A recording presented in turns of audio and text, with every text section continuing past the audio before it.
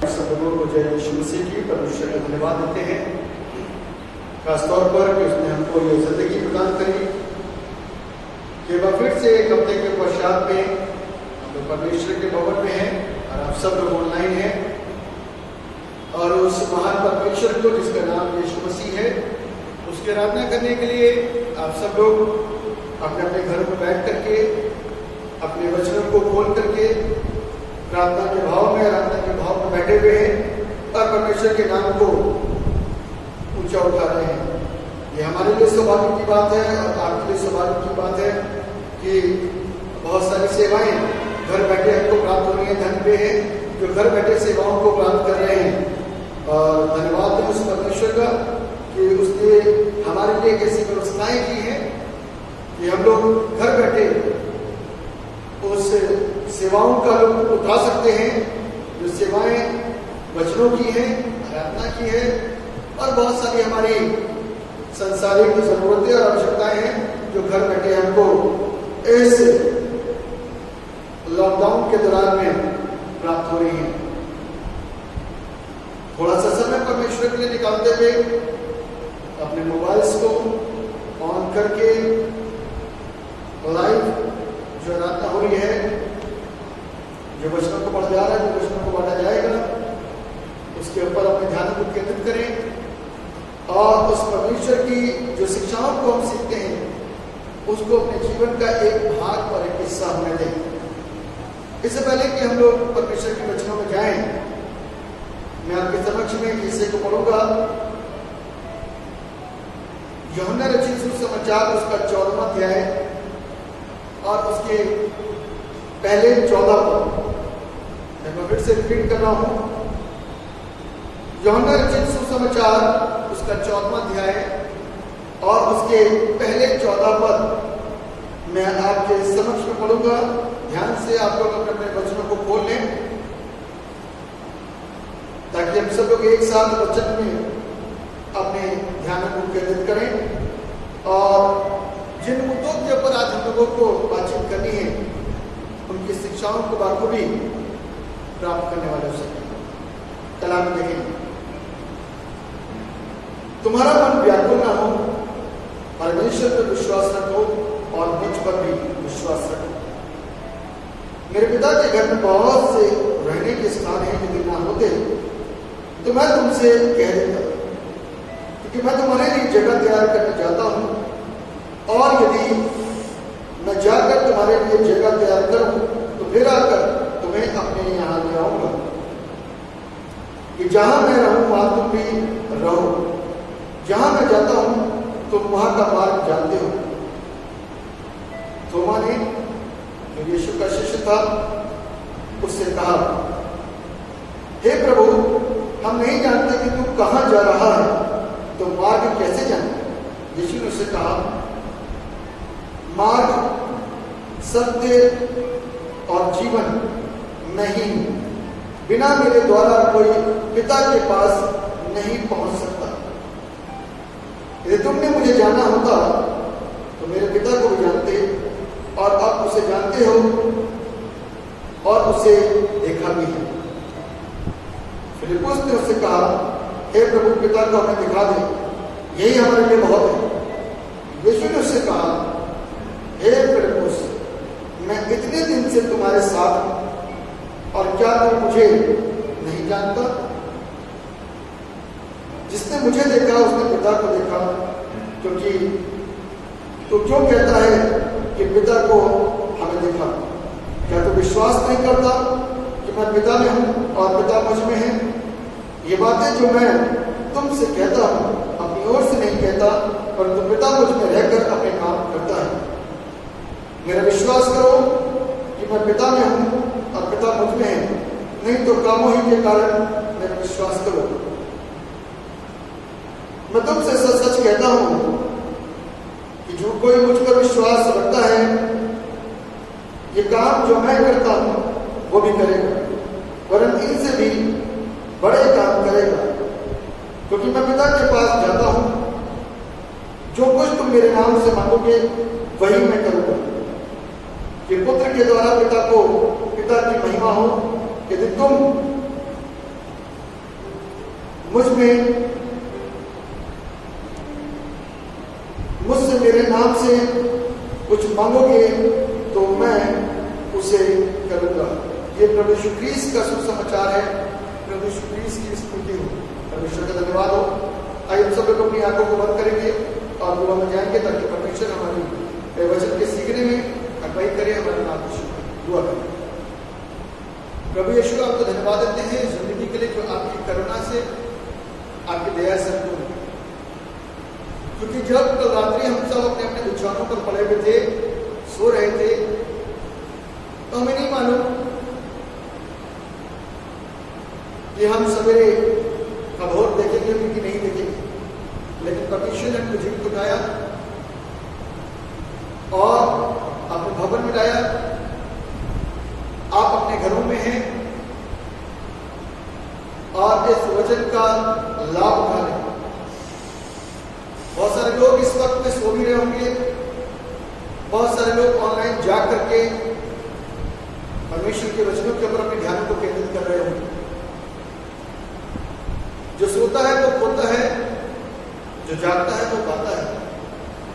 इसलिए जो जाग रहे हैं वो पा रहे हैं और परमेश्वर आपकी आज दिन की आशीष को आपसे कभी नहीं छीनेगा। आप बहुतायत की आशीषों को प्राप्त करने पाएंगे। मेरा विश्वास है यदि हमारे ध्यान, हमारे मन परमेश्वर की ओर लगे हुए हैं तो परमेश्वर हमको जान रहा है, हमको समझ रहा है और हमारी आवश्यकताओं को हमारे मांगने से पहले वो पूरा करता है। इसलिए उस जीवित परमेश्वर को ध्यान से सुनने का, समझने का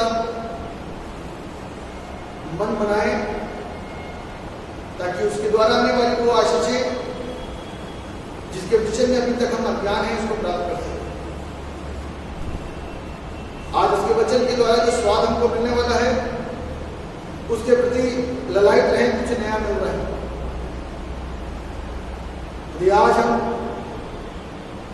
नई चीज को लेने के उद्देश्य से बैठे हुए हैं तो पूरे वचन तक बैठिए। पता नहीं कौन से वक्त में कोई बेहतर चीज आपको मिल जाए जो आपकी और मेरी आत्मिकता के लिए, आपके और मेरे लिए जरूरी और आवश्यक, जो हमारी आत्मिक जिंदगी को और हमारी शारीरिक जिंदगी को लाभ पहुंचा सके। प्रभु हम सबकी सहायता करें। मुझे नाचीज को अपनी खिदमत के लिए इस्तेमाल कीजिए और सुनने वाले समस्त श्रोतागणों को आशीषित कीजिए ताकि हम सब प्रभु यीशु की उत्तम आशीषों को वचन के माध्यम से ग्रहण कर सकें। धन्यवाद प्रभु, आपने प्रार्थना को सुना। सारा महिमा द्वारा आपको देते हैं। प्रार्थना को उद्धार करने वाले एकमात्र जीवित समर्थी प्रभु यीशु नासरी के नाम करके मांग लेते जैसे सुनिए और कबूल कीजिए। सब एक साथ बोले आमीन। परमेश्वर आप सबका शुक्र।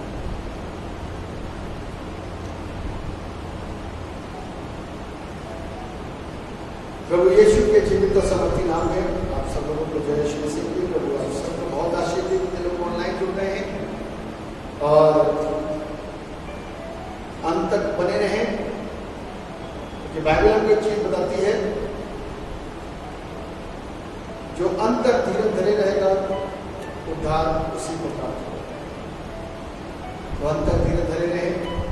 हो सकता है ये वाला धीरज 1 घंटे का हो या 1 घंटे का हो या 50 मिनट का हो, लेकिन इसमें मिलने वाली शिक्षा हमारे जीवन को उस जगह तक पहुंचा सकती है। शायद हो सकता है उसके विषय में आज तक कभी हम न जानते हो सकता है कि हमारे बहुत सारे नए विश्वासी लोग देख रहे हो, कुछ ऐसे विश्वास के भाई बहन देख रहे हो, नौजवान देख रहे हो जिन्होंने आज तक कभी भी इस ज्ञान को प्राप्त नहीं किया, न जाना न उनको सुनाया गया, न कहीं कोई और अन्य पुस्तकों में उन्होंने देखा सुना पड़ा कि किसी और पुस्तक के अंदर ऐसा ज्ञान लिखा हुआ नहीं है। और यदि लिखा भी है तो उसको समझाने वाला और बताने वाला नहीं है, क्योंकि पवित्र आत्मा कहीं और नहीं, पवित्र आत्मा पवित्र परमेश्वर का आत्मा है। और पवित्र परमेश्वर को जानने के लिए, उस पवित्र परमेश्वर के बाद में, उस पवित्र कलाम को सीखने के लिए उस परमेश्वर के पास में आने की आवश्यकता है, ताकि हम आशीषित हो सके। आज इस विशेष मुद्दे के ऊपर हम लोग बातचीत करने जा रहे हैं, जिस टॉपिक के ऊपर बातचीत करने जा रहे हैं वो है Jesus is the way, the truth and the life. Yeshu Masih ही मार्ग, सत्य और जीवन है। एक बार फिर से रिपीट करूंगा, जो अभी अभी ऑनलाइन जुड़े हुए हैं, यीशु मसीह ही मार्ग है, सत्य है और जीवन है। क्योंकि आज मनुष्य अपने जीवन को जी रहा है और जीवन को जीते समय ऐसे बहुत सारे मार्ग हैं जिस पे वो चल रहा है, बस चला जा रहा है। उसको अपना डेस्टिनेशन, अपना वो स्थान, अपना गंतव्य उनको नहीं मालूम कि उनको पहुंचना कहां है। चाहे वो अमीर हो, चाहे वो गरीब हो, चले जा रहे हैं बस, बगैर सोचे, बगैर समझे। और इस बात को कहते हैं मार्गा हमने प्राप्त कर लिया, यानी कि मार्ग को प्राप्त कर लिया। उस मार्ग का अंतिम निचोड़ और अंतिम परिणाम है क्या, वो उनको नहीं मालूम। उस चीज को मैं आपको बताऊंगा कि उसका अंतिम निचोड़, क्रक्स क्या है, उसका निचोड़ क्या है, और ये मार्ग हमको कहां लेकर के जाएगा और बाकी के मार्ग हमको कहां लेकर के जाएगा।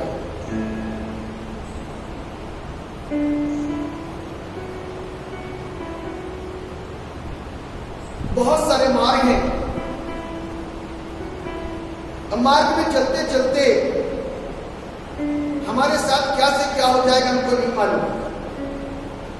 परसों की न्यूज है, 16 मजदूर मार्ग में निकले हुए थे, ट्रेन की यात्राएं सब बंद हो चुकी हैं, लेकिन उन्होंने ट्रेन के उस मार्ग को पकड़ करके, उस पाथ को पकड़ करके जिस पर ट्रेन चलती है, उसी रास्ते को पकड़ करके, उस पटरी को पकड़ के वो चल रहे थे। बेचारे भूखे थे, कमजोर हो रहे थे, दोपहर की धूप उनके ऊपर पड़ रही थी, थकावट आ गई, सो गए। मजदूर थे, बहुत सारे लोग बहुत कुछ कह रहे हैं कि वो बेवकूफ थे। न मान लेता वो बेवकूफ थे, लेकिन इस बात को ध्यान रखिएगा कि सारे इंसान समझदार नहीं है। सबको ये पता है कि लॉकडाउन है, सबको ये भी पता है कि ट्रेनें नहीं चल रही हैं, वो इतना जानते हैं। वो तो मजे से सो रहे थे और उनको क्या पता कि उनके साथ में क्या हादसा होगा, और जिस मार्ग पर उनको पहुंचना है वो पहुंच नहीं पाएंगे। मेरे प्रियो, आज इस विषय के ऊपर हम लोग मनन कर रहे हैं। मार्ग क्या है, कौन सा है, हम किस मार्ग पर चल रहे हैं, या यीशु मसीह हमको कौन सा मार्ग बताता है। यीशु मसीह ने जिस मार्ग के विषय में बातचीत की है, मैं उसको एक बार आपके समक्ष में पढ़ना चाहता हूं। लिखा है, तुम्हारा मन व्याकुल ना हो, परमेश्वर पर विश्वास रखो और मुझ पर भी विश्वास रखो। मेरे पिता के घर में बहुत से रहने के स्थान हैं, यदि ना होते तो मैं तुमसे कह देता, क्योंकि मैं तुम्हारे लिए जगह तैयार करने जाता हूं। ये कौन बात कर रहा है और किससे बात कर रहा है? ये यीशु मसीह बात कर रहे हैं और अपने चेलों से, अपने शिष्यों से, अपने अनुयायियों से बात कर रहे हैं। और आज वो मुझसे और आपसे बातचीत कर रहे हैं जितने लोग ऑनलाइन सुन रहे हैं, और क्या बातचीत कर रहे हैं कि यदि मेरे पिता के घर में रहने के स्थान ना होते तो मैं तुमसे कह देता। क्रिश्चियन लोग अच्छी तरीके से जानते हैं ये सबक से, बहुत अच्छी तरीके से आप अनुभवी हैं। बाइबल किसी को नहीं मालूम है, लेकिन यह हिस्सा जरूर मालूम है, क्योंकि यह हिस्सा मौत के वक्त में पढ़ा जाता है, जब इंसान मर जाता है तब उसके लिए यह हिस्सा पढ़ा जाता है, और इसी शुरुआत के 2 पदों को पढ़ा जाता है और उनको तसल्ली दी जाती है कि प्रभु यीशु मसीह पिता के पास जा चुका है। यीशु मसीह पिता के पास में जो बहुत सारे रहने के स्थान है उसमें मेरा और आपका बंदोबस्त कर चुका है। अब जो बंदा इस दुनिया से कूच कर गया या रहलन कर गया, उसके लिए वो घर है। अब मैं तुम्हारी रूह को उसके घर में सुकून से रहने के लिए, हमेशा के रहने के लिए एक ऐसी दुआ पढ़ूंगा कि तुम्हारी रूह जो अब निकल करके गई है वो उस घर में सुकून करने पाएगी। ये दुआ की जाती है। इसलिए सब लोग इस सबक से बड़े जानकार हैं और ज्यादातर नहीं पढ़ते, डर लगता है, क्योंकि ये मौत के वक्त का सबक है। लेकिन बाइबल हमको सिखाती है, बाइबल हमको बताती है, और यदि मैं जाकर तुम्हारे लिए जगह तैयार करूं तो फिर आकर तुम्हें अपने यहां ले जाऊंगा कि जहां मैं रहूं वहां तुम भी रहो। जहां मैं जाता हूं तुम वहां का मार्ग जानते हो। प्रभु यीशु कह रहे हैं जहां मैं जाता हूं तुम वहां का मार्ग जानते हो। थोमा जो उसका यीशु मसीह का शिष्य था, उससे कहने लगा, हे प्रभु हम नहीं जानते कि तू कहां जा रहा है, तो मार्ग कैसे जाने। थोमा जो प्रभु यीशु मसीह का शिष्य था, वो यीशु मसीह से कहने लगा कि हम नहीं जानते कि तू कहां जाता है, तो मार्ग कैसे जाने। अब फर्ज करिए, छोटा सा उदाहरण है, मुझे यहां से कानपुर जाना है और मैं कुछ लोगों से बोलूं मैं जा रहा हूं, पहुंच जाना, और जब तक मैं बताऊंगा नहीं कि मैं जा रहा तो वो पहुंचेंगे कहां। तो बड़ा सटीक क्वेश्चन थोमा ने करा कि प्रभु हमें क्या मालूम कि तू कहां जा रहा है, तो मार्ग कैसे जानेंगे, कैसे जानकारी लेंगे कि हमको पहुंचना कहां है। यीशु मसीह ने कहा, मार्ग भी मैं हूं, सत्य भी मैं हूं, और जीवन भी मैं हूं। मैं इतने दिन तुम्हारे साथ में रहा, तुमको पता नहीं, तुम सीखे नहीं, तुम जाने नहीं कि मैं किस मार्ग की, किस सत्य की और किस जीवन की बात तुमसे करता रहा और कहां जाने की बात करता रहा।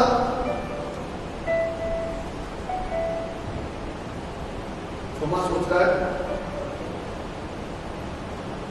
कोई ट्रेन करनी पड़ेगी, प्रभु यीशु मसीह बताएगा कोई शहर का नाम, अंताकिया जा रहा या सीरिया जा रहा या गाजा जा रहा, कहां जा रहा बताएगा नाम, फिर हम वहां पर पहुंचेंगे ना ट्रेन करके या पद यात्रा में या ऊँटों के ऊपर सवार होकर के। लेकिन प्रभु यीशु मसीह जिस बात को कर रहे हैं उसको समझने के लिए थोमा ने अभी तक अपनी बुद्धि को खोला नहीं था। साथ में यीशु के था लेकिन बुद्धि खोली नहीं थी। आज भी बहुत सारे क्रिश्चियन साथ में यीशु के हैं लेकिन बुद्धि खोली नहीं है, तो मार्ग आज तक उनको पता नहीं चल पाया। संसार के बहुत सारे लोगों को मार्ग नहीं पता चल पाया। वो यहाँ से मेरठ का मार्ग जानते हैं, यहाँ से दिल्ली का मार्ग जानते हैं, कलकत्ता का जानते हैं, और यदि अमेरिका का नहीं जानते तो वो उस फ्लाइट में बैठ जाएंगे, अमेरिका पहुंच जाएंगे। लेकिन स्वर्ग जाने का मार्ग किसी को नहीं मालूम। यीशु मसीह स्वर्ग जाने की बात कर रहा है और स्वर्ग जाने के लिए भी मार्ग की जरूरत है। और उस मार्ग पर पहुंचने के लिए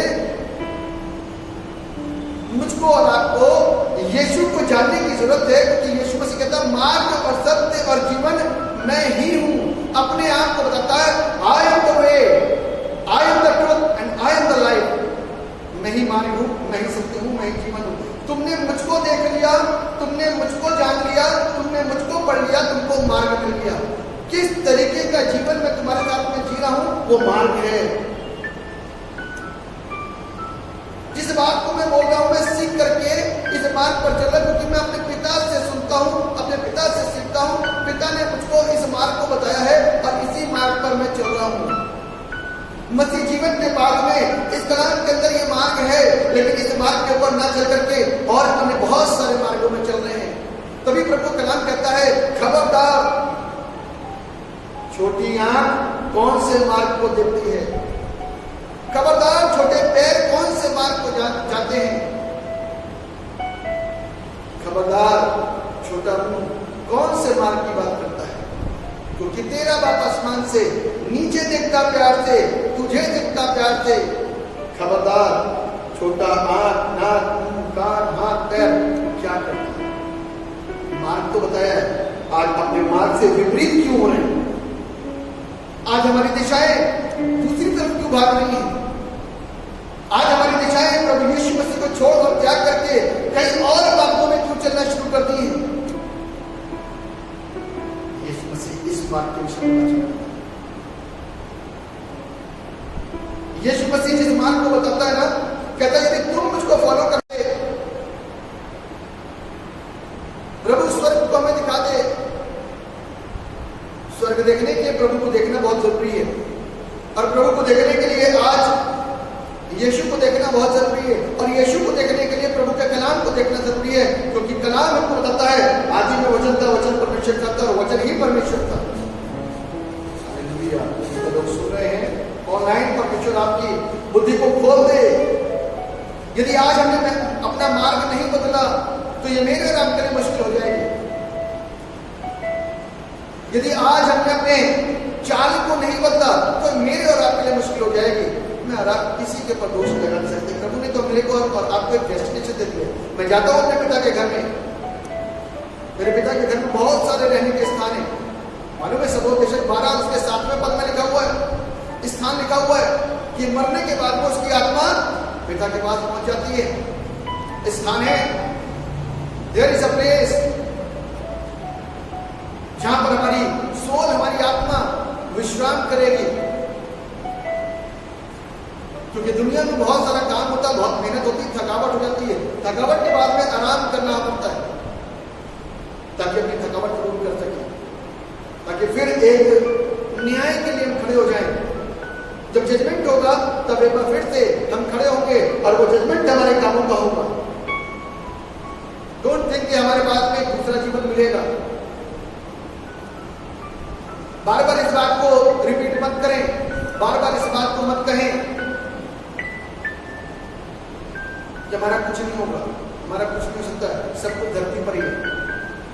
धरती पे रिजल्ट जरूर मिलेगा, शरीर को, आत्मा को रिजल्ट जहां से आत्मा आई वो वहीं मिलेगा, ध्यान रखिएगा। आत्मा का ध्यान रख नहीं पाते,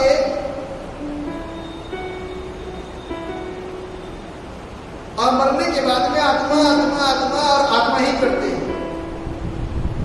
मेरे प्रियो,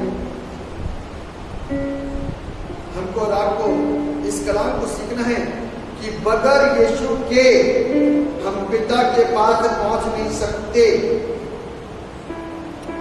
और यीशु तक पहुंचने के लिए, पिता तक पहुंचने के लिए यीशु को तो देखिए, और यीशु को देखने के लिए अपने घर से इस कलाम को खोलना शुरू कर दीजिए, जिसको हमने हमेशा नजरअंदाज किया है। 5 मिनट की या 2 मिनट की प्रार्थना या वचन के पढ़ने के द्वारा बस, और उसके ऊपर ये हमारे क्लेम है कि हम स्वर्ग जाएंगे। मार्ग यदि प्राप्त करना है तो उसको खोलेंगे। आप दुनिया के मार्ग आपको बहुत जगह लेकर के जा रहे हैं मेरे प्रियो। शहरों के नाम तो मैंने गिना दिया आपको, लेकिन ऐसे बहुत सारे मार्ग हैं जहां दबे पांव और छुप करके जाते हैं। ऐसे बहुत सारे मार्ग हैं जो मां और बाप को बताए बगैर जाते हैं। ऐसे बहुत सारे मार्ग हैं जहां पर पति पत्नी को बता करके नहीं जा रहा और पत्नी पति को बता करके नहीं जा रही, चुपचाप जाते हैं। ये मार्ग आपको नरक में लेकर के जाएंगे और मृत्यु देंगे। ये चीजें आपको मृत्यु देगी। लॉकडाउन की अवस्था में जगह जगह इतने चर्चेस, इतने पासवान, इतने आराधक, इतनी आराधना, इतना वचन, मैं सोचता हूं पूरी बाइबल से वचन दे दिया गया होगा, इतना वचन दिया जाता है। और देखिए इंसानों की भीड़ कहां पे लगी है? लॉकडाउन में उनके मनपसंद चीज को जैसे ही खोला गया, आप समझ रहे होंगे जो ऑनलाइन सुन रहे हैं, सोशल डिस्टेंस सब खत्म हो गया और लोग लाइन में लग करके उस मार्ग की ओर देख रहे हैं कि अभी मेरा नंबर आएगा और मैं पैसा दूंगा और उस चीज को खरीद करके पूरी रात पूरा दिन मजे करूंगा।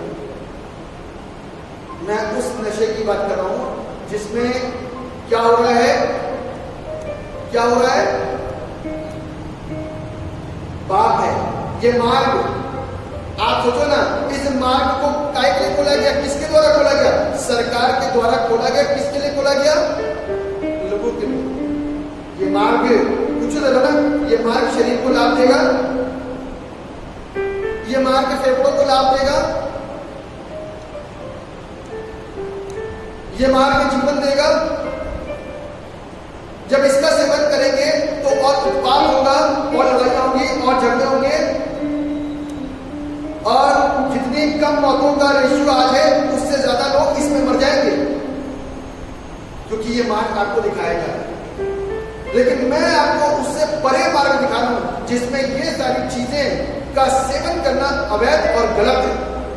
इसीलिए इस मार्ग पर चलना कोई पसंद नहीं करता। सकरा है इनको, लेकिन एक रास्ता तो है। यीशु मसीह का मार्ग सकरा है, कठिनाइयों से भरा हुआ है, लेकिन चौरस मार्ग पे हम चलना पसंद करते हैं जहां पर ऐश है और पाप है। आप कहते हैं मार्ग कौन सा मार्ग? बहुत सारे धार्मिक प्रवृत्ति के लोग भी तरह तरह के मार्गों को दिखा रहे हैं और उसके पीठ पीछे आप देखिए क्या हो रहा है? कमाई हो रही है। उसके पीठ पीछे क्या हो रहा है? व्यभिचार हो रहा है। उसके पीठ पीछे क्या हो रहा है? बिजनेस हो रहा है।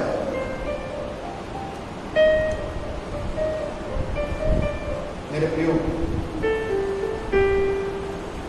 आंखों को खोलिए, प्रभु से कहिए, प्रभु मैं वचन को नहीं समझता हूं, नहीं समझती हूं, मेरी आंखों को खोलिए। मैं इस मार्ग को पढ़ना चाहता हूं, पढ़ना चाहता हूं,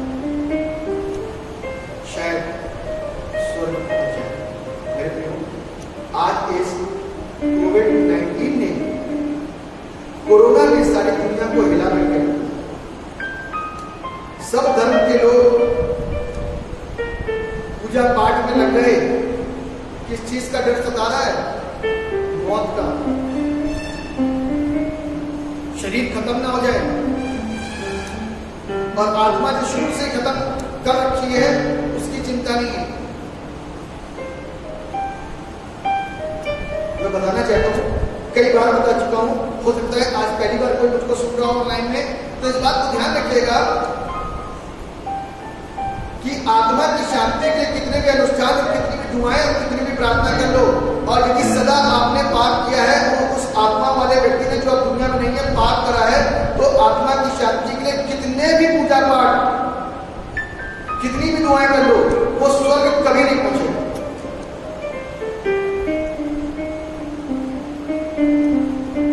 वो स्वर्ग कभी नहीं पहुंच सकता, क्योंकि ये संसार नहीं है, ये संसार का न्यायालय नहीं है, ये संसार की सरकार या फिर हाई कोर्ट और सुप्रीम कोर्ट नहीं है जहां पर डिसीजन कुछ भी हो जाए। वो परमेश्वर की सरकार है और परमेश्वर की सरकार के अंतर्गत गलत चीजें हो नहीं सकती, संभव नहीं। तो इसलिए बेफायदा अनुष्ठान और दुआ करने से कोई फायदा नहीं होगा। फायदा तब होगा जब अपने कामों को पाप के विरुद्ध मुंह मोड़ करके सही मार्ग पर चलना शुरू करोगे, सीधे मार्ग पर चलना शुरू करोगे, टेढ़े मार्ग पर नहीं, जिगजैग वाले मार्ग पर नहीं, सीधा मार्ग जो स्वर्ग लेकर के जाएगा।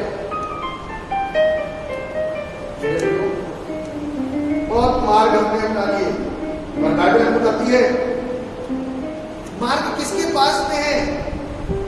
संसार का हर एक व्यक्ति अधूरी ज्ञान बताता है, अधूरी बात बताता है, अधूरा रास्ता बताता है, और उस रास्ते पर पहुंचने के बाद में कहता अब मुझसे पूछो। उसका ज्ञान खत्म होता तो कहता मुझसे पूछो। उसका ज्ञान खत्म होता था मुझसे पूछो। जब डॉक्टर का ज्ञान खत्म हो जाता तो कहता ईश्वर से पूछो बचोगे कि नहीं बचोगे। भैया कौन सा ईश्वर है जो हमको जीवन देगा? बाइबल में लिखा हुआ, मेरे साथ आप खोल सकते हो, यूहन्ना रचित सुसमाचार उसका पहला अध्याय उसका 29 पद में लिखा हुआ है। जॉन कहता है, यूहन्ना कहता है, देखो वो परमेश्वर का मेमना जो जगत के पाप को उठा करके लेकर के कहता है। यीशु मसीह एकमात्र मार्ग है। उसने अपने लिए इस बात को क्लेम करा कि आई एम द वे, मैं ही मार्ग हूं। उसके अलावा आज तक किसी ने इस बात को क्लेम नहीं किया कि मैं मार्ग हूं, मेरी जैसी शिक्षा को सुनो और उसका पालन करो। सबने किसी दूसरे को बताया। अब यीशु मसीह कहता है मैं आई एम द वे, मैं ही मार्ग हूं, मुझको फॉलो करो। यीशु को फॉलो करना, उसके मार्ग पर चलना कठिन है मेरे प्रियो, कठिन है, मुश्किल है। यदि मैं और आप इस चीज के ऊपर ध्यान नहीं दे पा रहे तो ये मेरे और आपके लिए बड़ी दिक्कत की बात हो जाएगी। क्योंकि बाइबल बताती है कि मैं जगत की ज्योति हूं, मैं जगत की ज्योति हूं। यीशु मसीह कौन है? जगत की ज्योति, जो मुझको और आपको जीवन देने वाला है, मार्ग बताने के लिए क्रूस के मार्ग पर चढ़ा, क्रूस पर जाकर के मेरे और आपके पापों को अपने ऊपर लादा, और जितना कष्ट मेरे को सहना था वो उसने सह करके मुझको जीवन प्रदान किया। इसलिए मुझको और आपको इन बातों को जानने की जरूरत है। क्रूस का मतलब कष्ट, कष्ट का मतलब सकरा मार्ग, और मैं और आप उस सकरे मार्ग पर चलना पसंद नहीं करते, क्योंकि सकरे मार्ग के अंदर थोड़ा सा कष्ट है। वो कहता है कि तुमको ये पाप नहीं करना, तुमको ये पाप नहीं करना, तुमको ये पाप नहीं करना। यीशु मसीह यदि सामने होता ना, हर एक घर में होता, तो जिस प्रकार से आज नौजवान बच्चे अपने माँ बाप से चिढ़ते हैं, अपने बुजुर्गों से चिढ़ते हैं क्योंकि वो रोका टोकी करते हैं, तो वो यीशु मसीह से भी चिढ़ते हैं, 100% चिढ़ते।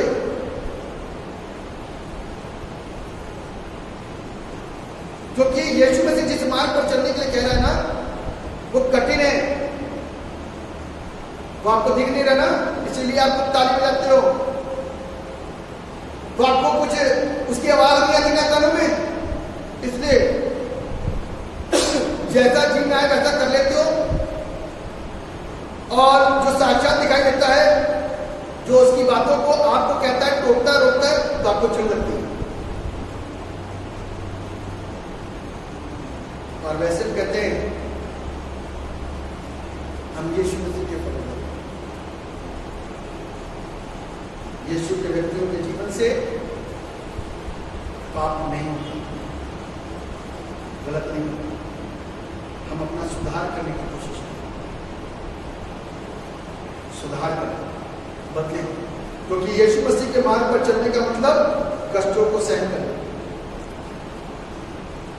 क्योंकि यीशु मसीह के मार्ग को कौन पसंद करेगा? नशेबाज पसंद कर सकता है, धर्मान पसंद कर सकता है। वो धर्मान से कहता है तू अपना धन कंगालों को दे दे, कोई दे करके आएगा। नशेबाज से कहेगा अपना नशा छोड़ दे, कोई छोड़ देगा। मूर्ति पूजकों से कहेगा अपनी मूर्ति पूजा छोड़ दे, छोड़ेगा कोई? व्रत रखने वालों से जो तरह तरह का, कभी सूर्य का व्रत, तो कभी किसी का व्रत, तो कभी पति का व्रत, तो कभी पत्नी का व्रत, तो कभी बच्चों के व्रत, छोड़ देगा वो। क्योंकि यीशु का मार्ग हमको सिखाता है सही जगह चलना।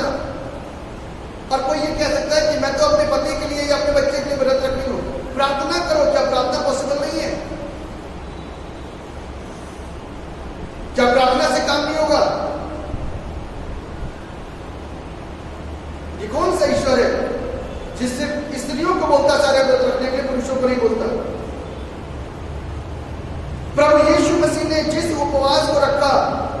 उपवास को रखने के पीछे उद्देश्य था अपने आप को बदलो, खुदा को न बदलो। खुदा तरस नहीं खाएगा तुम व्रत रखोगे तो। पति तरस नहीं खाता। जब स्त्रियां व्रत रखती हैं करवा चौथ का, और बच्चा लड़का कभी तरस नहीं खाता अपनी मां के ऊपर। जब वो होली का व्रत रखती है, बड़ा होकर के वही मां को गाने सुनाता है, और पति उसी पत्नी को ढूंढता है। किस ईश्वर से मांग रहे थे कि पति सही हो जाए? किस बच्चे की दुआ करे थे कि तुम्हारे ऊपर चढ़ करके आए और तुम्हारे ऊपर हावी हो जाए? सही मार्ग जाना, सही मार्ग। यीशु मसीह हमारे जीवन के अंदर जब काम करता ना, तो बिगड़ा जीवन सुधर जाता है। हालेलुया। जब यीशु मसीह हमारी लाइफ के अंदर एंटर करता है ना, तो बिगड़ी हुई जिंदगी सीधी हो जाती है, क्योंकि उसका मार्ग सीधा है, वो हमको सीधा करता है। यीशु मसीह धरती पर इसलिए आया ताकि तमाम पापी, बिगड़े और अधूरे, अशिक्षित सबको अपने वचन के ज्ञान से शिक्षा प्रदान करे। हालेलुया। मैं विश्वास करता हूं कि आप लोग सुन भी रहे हैं और आप लोग इसको समझ भी रहे हैं। आज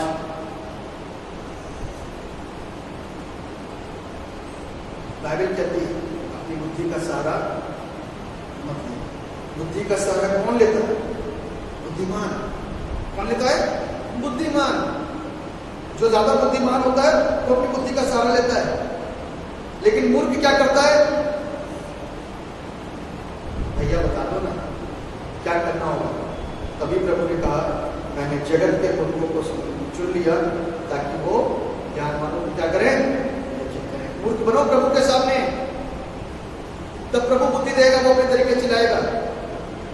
जो खाली होकर के आएगा, मूर्ख बन करके प्रभु के सामने आएगा, प्रभु उसको बुद्धिजीव बना देगा। आप ध्यान रखना, कलाम में इस बात को बड़ा क्लियर लिखा है कि उसने जगत के मूर्खों का चुनाव किया, क्योंकि वो तो मूर्ख हैं।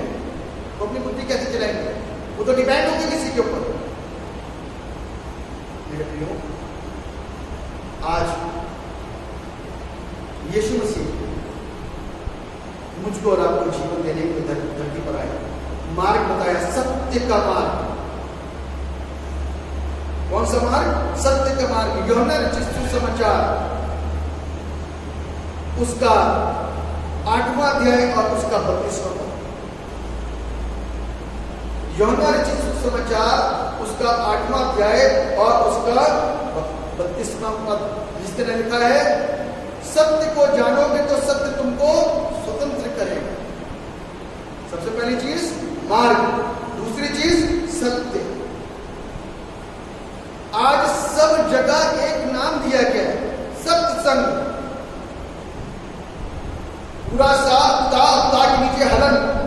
सत्य एक संस्कृत भाषा का शब्द है और सत्य का मतलब होता है सत्य, सच्चाई, ट्रुथ। लेकिन कोई भी नहीं कहता कि मैं सत्य हूं। यीशु मसीह ने कहा, I am the way and I am the truth. Yeshu का सत्य को जानोगे तो सत्य तुमको आजाद करेगा। लेकिन तुमने कभी भी सत्य को जानने की कोशिश की ही नहीं। तुमने कभी भी सत्य को जानने की कोशिश की नहीं। सत्य को जानोगे तो सत्य तुमको सब सत्य थोड़ी ना, सारी दुनिया सत्य है। जो अपने आप को सत्य कहते हैं, बड़े बड़े बिजनेसमैन, वो ओरिजिनल को डुप्लीकेट बना करके बेचने की कोशिश कर रहे हैं। जो चीज ओरिजिनल है ना, उसका डुप्लीकेट बनाते हैं और उसको मार्केट में लॉन्च कर दिया। वो इतने फेयर हैं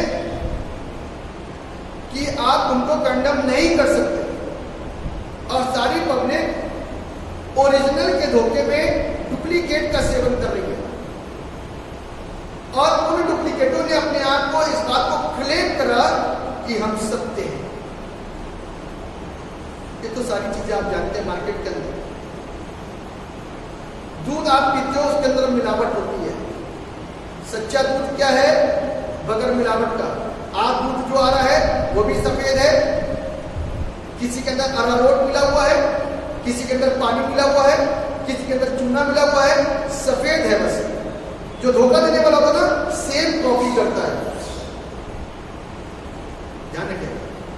जो धोखा देने वाला होता है ना, सेम कॉपी करता है, बेईमानी करता है, और बेईमानी करके अपनी असत्य चीज को, गलत चीज को सत्य बना करके बेचता है, और आप और हम उसको मजे से लेते हैं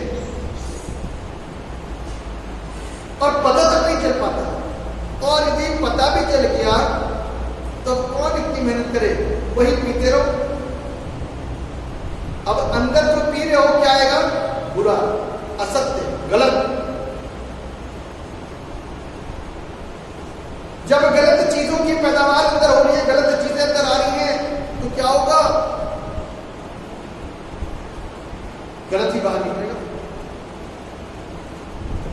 ठीक है ना? यदि मैंने बाइबल की ट्रेनिंग करी है, पादरी बनने की ट्रेनिंग करी है, तो जो कुछ मैं कभी भी किसी को सिखाने के उद्देश्य से बोलूंगा तो मैं यही बोलूंगा कि परमेश्वर का वचन ऐसा बताता है। एक इंजीनियर अपने इंजीनियरिंग पॉइंट ऑफ व्यू से बात करेगा, एक डॉक्टर अपने डॉक्टरी के नजरिए से बातचीत करेगा, एक गाली देने वाला जब गाली सीखेगा तो उसी नजरिए से बोलेगा। गंदी चीज जब अंदर आएगी तो वो वैसे ही बाहर निकल करके आएगी। आज से 50, 60, 70 साल पहले और आज के जमाने के अंदर क्या अंतर है मालूम है? हमसे 50 साल, 60 साल पहले के लोग अभी भी मजे से चल रहे हैं, क्योंकि उन्होंने ओरिजिनल लिया है और हमने डुप्लीकेट लिया है। डुप्लीकेट वाले का जीवन क्या हो गया है? 30 साल के अंदर ऐसा हो गया है, आंखों के अंदर चश्मे लग चुके हैं और पैर जवाब दे चुके हैं और हाथ जवाब दे चुके हैं, बीपी हेलो करता है, कुछ हो चुका है, क्योंकि जो कुछ अंदर आ रहा है ना सब डुप्लीकेट आ रहा है और आपको पता नहीं है। मेरे प्रियो, सत्य को कब जानोगे? अब तो ये तो शरीर का मसला हो गया, तो शरीर खत्म हो जाएगा, आज नहीं तो कल, कल नहीं तो परसों। बड़ी इंपॉर्टेंट बात है, बोलिए डॉक्टर्स ने, कहता है इम्यूनिटी पावर यदि वीक है ना तो कोरोना वायरस लग सकता है। अब इसको कैसे बढ़ाओगे? कैसे बढ़ाओगे इसको? नहीं बढ़ा सकते। आज नहीं तो कल कोरोना, नहीं तो एक्सीडेंट, एक्सीडेंट नहीं तो फांसी, फांसी नहीं तो कुछ ना कुछ तो होना ही है। कौन रोक पाया? बेचारे कोरोना से बच के निकले तो ट्रेन से कट गए। कोरोना का भय उनको एक दूसरी तरफ की मौत की तरफ लेकर के गया। बचा सकता है कोई अपने आप को? ईश्वर से पंगा ले सकता है कोई? ईश्वर को चैलेंज कर सकता है कोई? आज सारे लोगों के घुटने टिक गए हैं प्रार्थना करने के लिए, बचाने ईश्वर कोई है ऊपर? जिस ईश्वर को ढूंढ रहे हो ना, उसको तो आप कभी पसंद भी नहीं करते। उसका नाम यीशु मसीह है। उसका नाम यीशु मसीह है। आज उसके नाम से मांगना शुरू करो, मिलना शुरू हो जाएगा। परखना शुरू करो, कहता परखो कि क्या आई एम वे, क्या मैं रास्ता हूं? कहता परखो क्या मैं सत्य हूं? क्रिश्चियन भी परख पाए तो नॉन क्रिश्चियन क्या परखेंगे?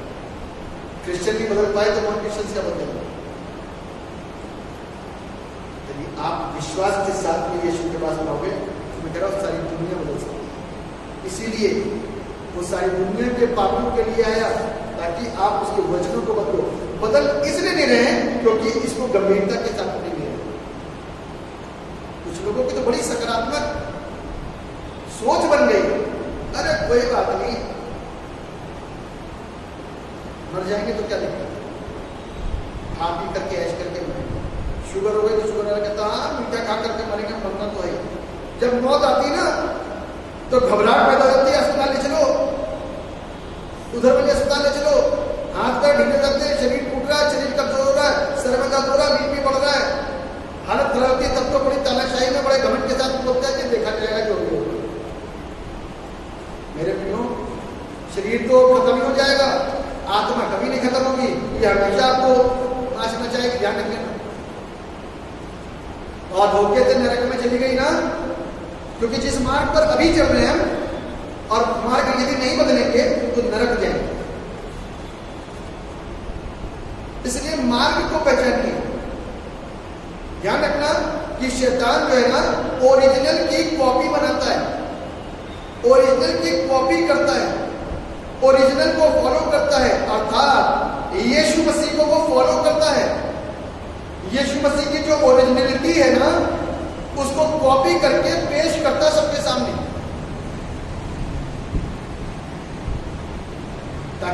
आपको सत्य और असत्य के अंदर कोई भेद, कोई अंतर पता ही ना चल पाए।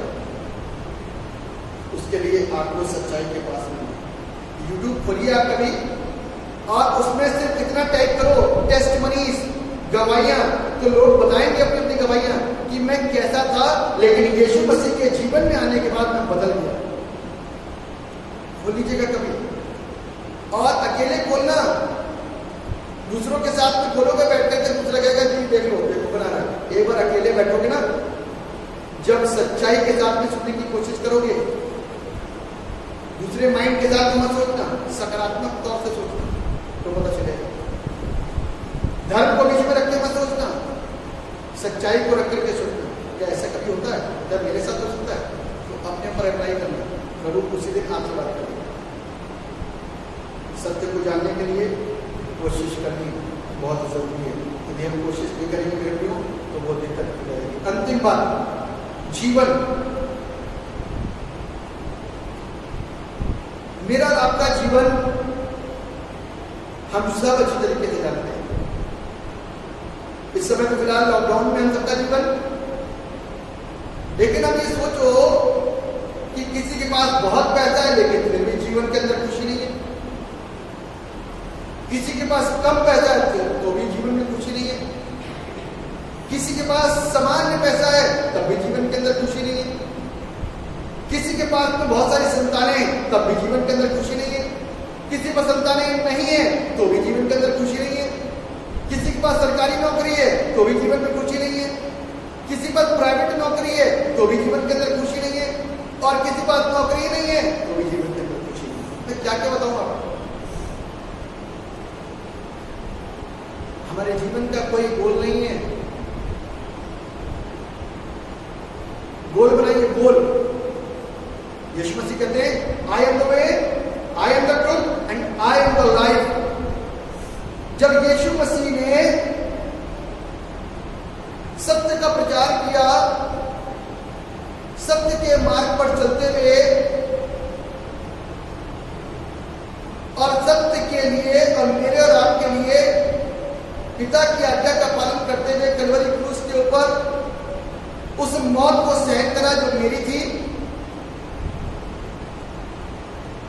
क्योंकि यदि यीशु मसीह उस क्रूस के ऊपर ना मरते ना, तो इस बात को ध्यान रख लीजिएगा, मैं और आप सर पटक लेते, अनुष्ठान पे अनुष्ठान, अनुष्ठान पे अनुष्ठान कर लेते, दुआओं पे दुआएं, कितनी पद यात्रा, कितनी पैदल यात्रा, कितने नंगे पैर चलना, कितना लेट लेट के चलना, कितना दौड़ दौड़ के चलना, कोई भी फायदा नहीं होता। क्योंकि जानवर और मनुष्य का लहू इंसान को जीवन दे नहीं सकता। जिस तरीके से अंधा अंधे को रास्ता नहीं दे सकता, नहीं दिखा सकता, वैसे ही एक पापी दूसरे पापी को बचा नहीं सकता। इसलिए पवित्र परमेश्वर को इस धरती पर आना पड़ा, यीशु मसीह को धरती पर आना पड़ा। तभी तो वो अपने आप को बताता है कि मैं ही मार्ग हूं, मैं ही सत्य हूं, मैं ही जीवन हूं, और आकर उसने जीवन दिया। आज स्वर्ग नरक जो निर्धारित हुआ है ना, वहीं से है। अब अच्छे काम करोगे तो स्वर्ग पहुंचोगे, बुरे काम करोगे तो नरक पहुंचोगे। अब कहां जाना है फैसला मेरे आपके हाथ में है। कोई मुझसे ये फैसला छीन नहीं सकता। मुझको नशा करना है या नशा त्यागना है, कोई मेरे और आपसे फैसले को छोड़ नहीं सकता।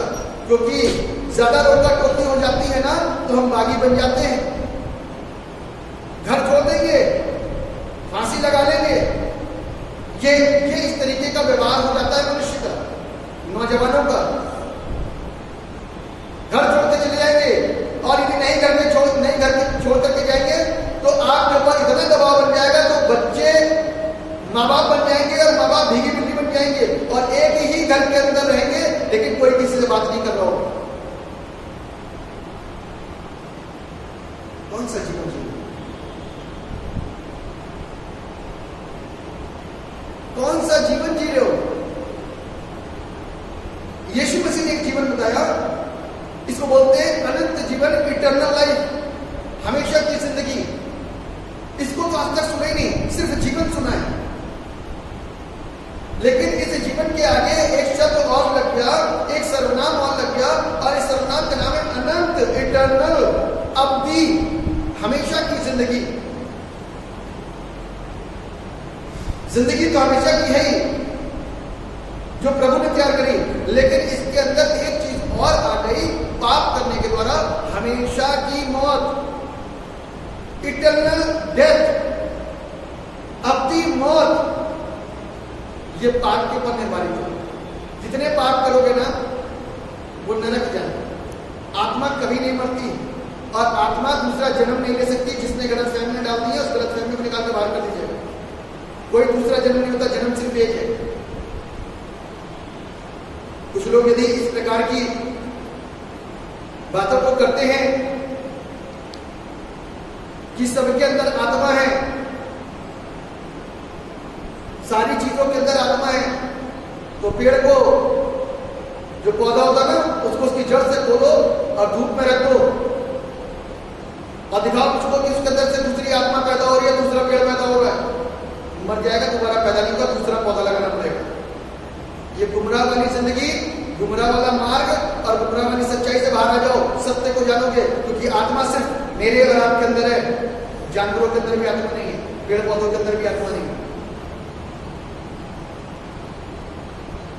इसीलिए सारी दुनिया जानवरों की आत्मा को बचाने के लिए इंजेक्शन नहीं ठोक रही जानवरों को, मनुष्य को ठोक रही है। सारा विज्ञान, सारा डॉक्टर, सारा पुलिस जानवरों को लड़ने को जा रहा, मुझको और आपको बजा रहा। इस बात को जानने की जरूरत है। जीवन के विषय में जानो, जीवन है क्या? जो जीवन हम जी रहे हैं, इसमें संतुष्ट है क्या? जिस जीवन को हम आज, जिस जीवन में हम चल रहे हैं, उसमें मजा आता है क्या?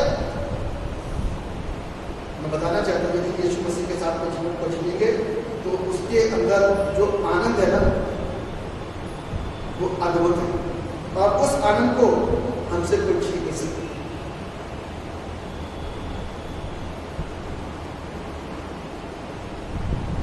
और अपने आप को खुश रखने के लिए अच्छे अच्छे खाने बनाना, अच्छी अच्छी जगह जाकर के घूमना, पहाड़ों पर अच्छी अच्छी ब्रांड पीना, और तरह तरह के पाप करना, स्त्री पुरुष,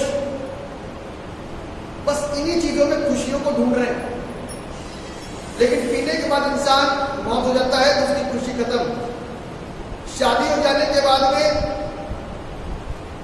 स्त्री और पुरुष जो बहुत जीवन ढूंढ रहे होते हैं, उनके अंदर इतने उत्पाद, इतने लड़ाई झगड़ा उत्पन्न होते हैं, वो जीवन नरक बन जाता है।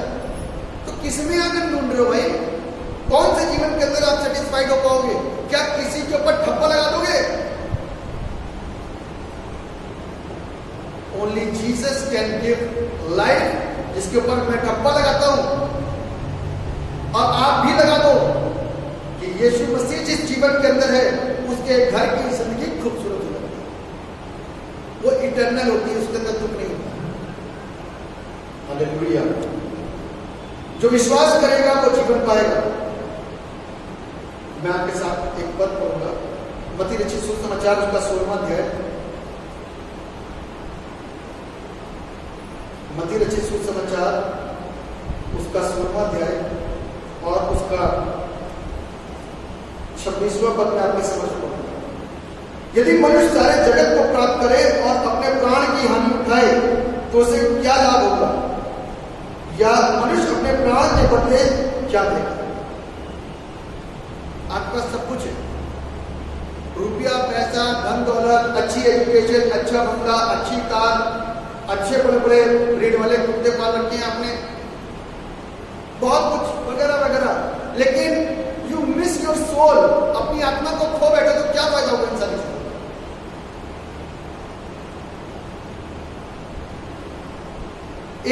एक ऐसा इंसान, उदाहरण दूंगा, इससे समझ नहीं आया होगा। एक ऐसा इंसान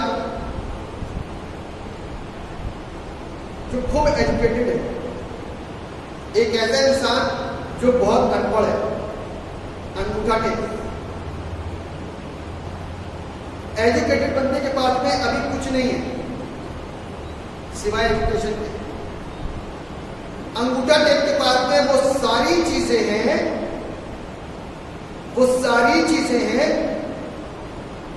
जिसकी आज दुनिया चाह रखता है।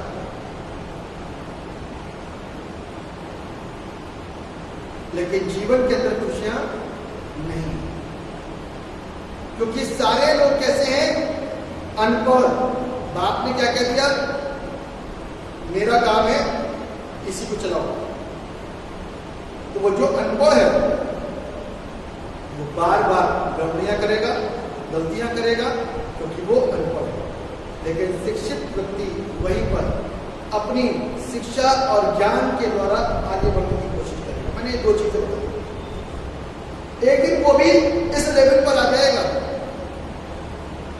लेकिन दोनों उस ज्ञान से अभी तक अनजान है जो उनको सच्चाई के मार्ग पर ले चलते हुए उस जीवन में लेकर के जाएंगे जो जीवन अनंत है। इसने थोड़ी देर के बाद में पैसा प्राप्त करा, इसने बहुत जल्दी प्राप्त कर लिया क्योंकि इसको पैतृक मिला हुआ, इसने मेहनत करके करा, दोनों पैसे वाले हो गए, दोनों धनवान हो गए, सब कुछ है। आज की तारीख में कोई नहीं पूछता पढ़े लिखे हो नहीं, पैसा होना चाहिए, शान शौकत होनी चाहिए, कोई नहीं पूछता। लेकिन मेरा कहने का अर्थ यह है कि परमेश्वर का कलाम जो मुझको आपको ये शिक्षित कर रहा है, जो बता रहा है, वो ये कहना चाहता है जिसके जीवन के अंदर वो परमेश्वर नहीं है, जिसके बगैर हमारा सारा ज्ञान बेकार हो जाएगा, जिसके बगैर हमारी सारी मूर्खता बेकार हो जाएगी। यदि वो जीवन के अंदर नहीं है तो सब कुछ बेकार और फानी है, हम वहां नहीं पहुंचे। पैसे से आपने सब कुछ खरीद लिया, लेकिन ईश्वर नहीं खरीद पाओगे, स्वर्ग नहीं खरीद पाओगे, और कभी भी स्वर्ग पहुंच नहीं सकते, क्योंकि ये सारी चीजें पैसे से नहीं मिलती हैं। सारी चीजें पैसे से मिल जाएंगी, पुलिस भी पैसे से खरीदोगे, डॉक्टर भी पैसे से खरीदोगे, एजुकेशन के लिए जबरदस्ती की डिग्रियां भी पैसे से खरीदोगे, तरह तरह की चीजों की जितनी आवश्यकताएं सब कुछ पैसे से खरीदोगे, लेकिन स्वर्ग नहीं खरीद सकते, ईश्वर को नहीं खरीद सकते। और जो चीजें परमेश्वर देता है वो आप कभी भी बाजार में मोल नहीं खरीद सकते। संसार बिस्तर बेचेगा, आप खरीद लोगे, लेकिन संसार नींद नहीं बेच सकता, तो नहीं खरीद पाओगे, वो ईश्वर देता है। संसार खाना बेचता है, खरीद सकते हो, लेकिन संसार से कभी भी आप भूख नहीं खरीद सकते, वो ईश्वर देता है, ध्यान रखना। बगैर ईश्वर के हम कभी भी अच्छी वस्तुओं की प्राप्ति नहीं कर सकते, सेटिस्फेक्शन नहीं खरीद सकते। आपने इतनी मेहनत करी, इतने धर्म के काम करे, इतने अनुष्ठान करे, इतने दान किए, इतनी दक्षिणाएं दी, इतने दशमांश दिए, लेकिन हमारी आत्मा नरक में जा रही है, तो कोई फायदा हुआ नहीं। आत्मा को बचाने की कोशिश करिए ना। मरने के बाद में लाठी पीटने से कोई काम नहीं होगा कि आत्मा की शांति के लिए अनुष्ठान हो रहा है, आज तीसरे दिन की दुआ, तो आज 40वें दिन की दुआ, रूह भटक रही होगी अभी। अरे भैया, कलाम को सुन लो ध्यान से और उसको पढ़ लो, उसको समझ लो, तो मैं ये सोचता हूं कि धोखे में कभी नहीं रहोगे, जीवन के अंदर शांति मिलेगी सदा की। यीशु मसीह के पास आने से और यीशु मसीह के अंदर आने से हमारी आत्मा शुद्ध होगी। अपनी आत्मा को शुद्ध करेंगे तो परमेश्वर की आशीष हमको और आपको मिलेगी, और इसीलिए तो हमको प्रभु के पास में आने की जरूरत है। प्रभु यीशु मसीह क्या कहते हैं? ऐ थके मांदे और बोझ से दबे हुए लोगों, मेरे पास आओ, मैं तुम्हें विश्राम दूंगा। मत्ती रचित सुसमाचार 11वां अध्याय 28वां पद। Jesus is going to give you rest. संसार में रेस्ट नहीं मिलेगा, हमारी आत्मा मरने के बाद में रेस्ट पाती है, और रेस्ट के लिए कहाँ है? आज जब रेस्ट वाली बात आती ना, तो लिखा है मरने के चौथे दिन ही आत्मा इसके अंदर आ गई थी। यहाँ तो बहुत सारे केस आते ना दुष्ट आत्मा वाले, जैसे ही मरी वैसे ही इसके अंदर आ गई। रेस्ट नहीं, क्योंकि उस घर के अंदर एंट्री नहीं हुई है जो घर ईश्वर ने बनाया, क्योंकि उस घर के विषय में किसी को नॉलेज ही नहीं है। बाइबल कहती है मैं जाता हूं और पिता के पास, ताकि जो मकान उसके बाद में जो घर है तुम्हारी एंट्री करवा सकूं उसमें। मेरे पिता के घर में बहुत सारे स्थान है, तो उस स्थान पर मरने के बाद मेरी आत्मा पहुंचेगी। किसकी आत्मा पहुंचेगी? विश्वासी की। किसकी आत्मा? विश्वासी की। अविश्वासी, पापी, नशेबाज, मूर्ति पूजक, तरह तरह से चीजों का लोभ करने वाला, लालची किस्म के इंसान और तरह तरह की बातों को करने वाला जो संसारिक है, वो परमेश्वर के राज में कभी नहीं पहुंच सकते। This is final. और जो अपने आप को बदल देगा, ये एक बड़ा अवसर है। जब तक जीवन है तब तक के लिए ये एक स्कीम है। जो बीच रास्ते में यीशु मसीह को सुन करके पढ़ करके अपने आप को बदल देगा, कितना बड़ा पापी क्यों हो, कितने गुनहगार क्यों हो, कितने भी पाप क्यों न करें, बस घुटनों पे आकर के तौबा करके कि आज के बाद ही दोबारा पाप नहीं होंगे, प्रभु यीशु मसीह उसी दिन आपको माफ कर देगा और उसी दिन आपकी जिंदगी के अंदर आशीष आ जाएगी। लेकिन दोबारा पाप मत करो। आज कोरोना के डर के मारे लोगों ने सीधा मार्ग अपना लिया। दुआ भी करो तब प्रभु बचाएगा। प्रभु का कलाम कहता है तेरे दाईं ओर कितने इतने गिरेंगे, तेरे बाईं ओर इतने गिरेंगे और तुझे कुछ भी हानि नहीं होगी, तुझे कुछ भी हानि ना हो। इसलिए मेरे प्रियो, हमको और आपको जानने की जरूरत और आवश्यकता है। इसीलिए डैनियल ने मालूम क्या कहा? डैनियल नबी ने कहा कि मैं राजा के उस अशुद्ध भोजन को करने से, अशुद्ध भोजन को ग्रहण करने से उसका विरोध करता हूं। राजा के अशुद्ध भोजन को मैं कदापि नहीं छूऊंगा और नहीं खाऊंगा। डिसीजन ले लिया। हम भी अपने डिसीजन को लें कि आज के बाद पाप को छोड़ेंगे, उन सारी चीजों को जो गलत है और बुरी है उसको त्यागेंगे। और जो ऐसा करेगा वह आशीषित होगा। अंतिम आयत प्रेरितों के काम उसका 4वां अध्याय और उसके 12वें पद में लिखा है, क्योंकि स्वर्ग के नीचे और मनुष्यों के बीच में और दूसरा नाम नहीं दिया गया जिसके द्वारा हम उद्धार पा सकें। हालेलुया। सिर्फ एक नाम दिया गया जिसके द्वारा हमको उद्धार मिलता है, और वो नाम कौन सा है? जीसस क्राइस्ट, यीशु मसीह। और जो विश्वास करता है अपने घरों में बैठ करके मेरे साथ जोर से हालेलुया बोल सकता है, क्योंकि प्रभु की आशीष उसको प्राप्त होगी। और जो विश्वास नहीं करता तो एक बार परखो उस यीशु को, परखो उस यीशु को, और उसके प्रतिफल आपको अवश्य प्राप्त होंगे। बड़ा खूबसूरत सा गाना है, जिस नाम में है मुक्ति, जिस नाम है शक्ति, यीशु है वो नाम। यीशु तेरा नाम सबसे ऊंचा है। हालेलुया। और ये बात सच्चाई है, जिस ऊंचाई की बात की जा रही ना, उसके कामों के द्वारा उसकी ऊंचाई का पता चलता है। जब वो मुर्गों को उठा के खड़ा करता तो उसकी हाइट पता चलती है। जब वो कैंसर वाले पेशेंट को उठा के खड़ा करता है तो उसकी हाइट पता चलती है। जब वो एड्स के पेशेंट को उठा के खड़ा कर देता है तो उसकी हाइट पता चलती है। जब घोर पापी को वो बचा लेता है तो उसकी हाइट पता चलती है कि क्या ऊंचाई है उसकी। कद की ऊंचाई पे मत जाइए, उसके कान की ऊंचाई पे जाइए। उसके कान की ऊंचाई क्या है? क्योंकि ऐसे काम डॉक्टर के बस में भी नहीं है। कोरोना के आगे नतमस्तक हो गई सारी दुनिया। अभी तक वैक्सीन ढूंढ रही है। 6 से 7 महीने हो गए इस कोरोना को, सारे देश में से घूमते घूमते। इसीलिए 14 तारीख जो आने वाली है ना, सारी दुनिया के लिए ये ऐलान कर दिया गया, सब लोग अपने अपने ईश्वरों से प्रार्थना करना। आ गए ईश्वर के सामने, सारी दुनिया आ गई ईश्वर के पास में। हालेलुया। तो सत्य को जानोगे तो सत्य तुमको आसान है। I am the way, I am the truth and I am the life. Yeshu ने कहा मार्ग, सत्य और जीवन नहीं, बगैर मेरे कोई पिता के पास पहुंच नहीं सकता। और पिता के पास पहुंचने के लिए प्रभु यीशु कहता है, मैं तुम्हारे साथ इतने दिनों तक रहा, तुमने मुझसे कुछ नहीं सीखा, नहीं माना। जो मैंने काम किया, जैसा मैंने जीवन जिया, जैसी चाल मैंने चली वैसे चलो, आशीषित हो। परमेश्वर इस वचन के द्वारा हम सबको बड़ी बरकत दे। आप सब इतने श्रोतागण ऑनलाइन सुन रहे थे, प्रभु आप सबको बड़ी आशीषें और बरकतें प्रदान करें। दुआ करो। प्रभु यीशु आपके नाम को महिमा मिले। इस वचन की शिक्षाएं कर्मता हमारे जीवनों के अंदर घर करें। जो प्रभु आज तक किसी ने इस बात को क्लेम नहीं करा कि मार्ग सत्य और जीवन में है सिवाय आप। इसलिए प्रभु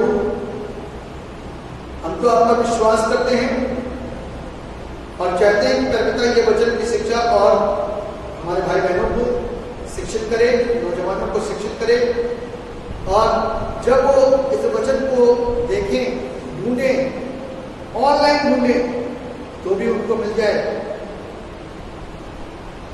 यीशु मसीह मार्ग सत्य और जीवन, और वो आशीषित है। प्रभु हर एक के साथ, हर एक पर अपनी दया अपनी करुणा बनाइए, ताकि हर एक जिंदगी आपके नाम को सदा अपने जीवन से सम्मान प्रदान कर सके। धन्यवाद प्रभु, आपने एक एक आशीष यीशु के नाम से। अभी सब हम गीत गाएंगे।